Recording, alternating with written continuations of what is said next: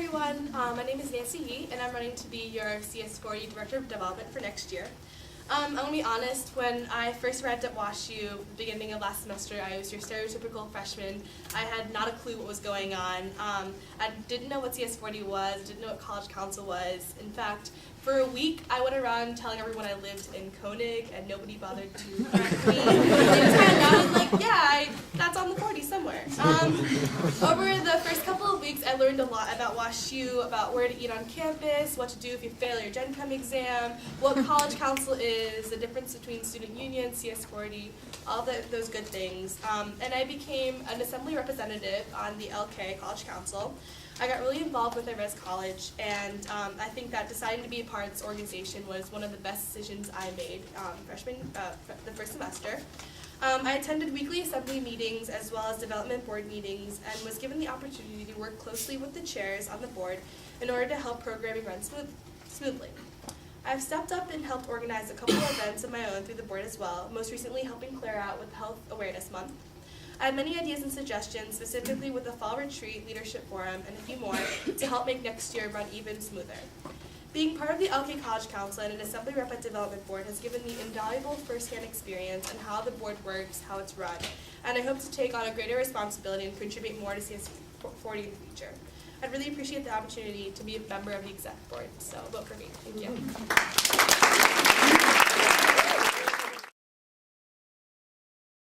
You said you have suggestions for how to make the fall retreat better.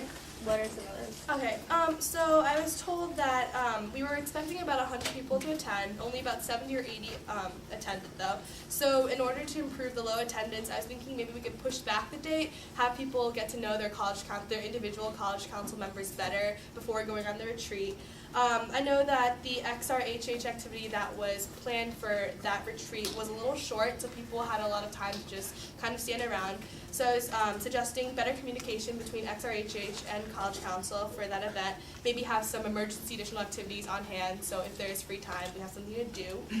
And perhaps suggest the people with the same positions on College Council meet together and kind of talk to each other, get a feel of what they're going to be in charge of. So more communication between College Council members, more events, and just get the attendance rate up a little more. So both of the boards tend to have wavering attendance among members. So how do you encourage people to come to development boards? Well, I think that people really need to understand that if they're not coming to development board at that time, several times during the week, they're gonna have to be putting in extra time on their own time. Like if you're not going to be at the meeting to help, the culture chair plan a trip to the museum, then you're going to have to be calling for buses, making flyers and doing all the other contacts on your own time. So it's the same amount of time, just do you want to do with everybody at the meeting or by yourself in your dorm room? So people need to realize that, I think. If you were to win and put Director of Development on your resume, when you interview with an employer, they will ask you, oh, so do you raise money? Because that's generally what it is in the business world. So how would you correct them? Well, I would tell them that I'm Director of Development for the CS40, Congress of South 40. I would explain to them that my job is not to raise money, that my job is to encourage leadership and activities and events that would promote academic, culture, sustainability, and community service, not so much finance. There's other branches that take care of that. I would explain to them my role better. Any other questions? Yep. So still in that situation, there's a follow-up question asking you, if your job is not raising money, Okay. how are you going to help you with this job you're going to have, which is raising money?